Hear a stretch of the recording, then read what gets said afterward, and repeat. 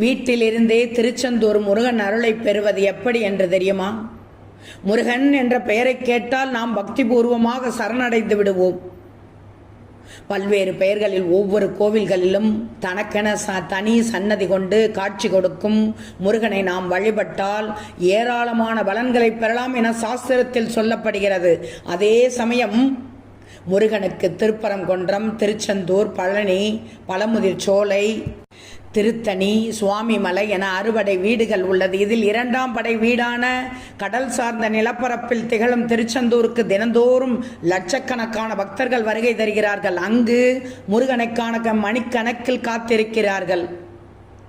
திருச்செந்தூர் முருகன் கோவில் கும்பாபிஷேகம் நடைபெறப் போகிறது. முருக பக்தர்களுக்கிடையே பெரும் எதிர்பார்ப்பை உண்டாக்கிய கும்பாபிஷேகம் 2025 ஜூலை 7ஆம் தேதி நடைபெறவுள்ளது. இப்படியான நிலையில் திருச்செந்தூர் கோவிலுக்கு நாம் நினைத்த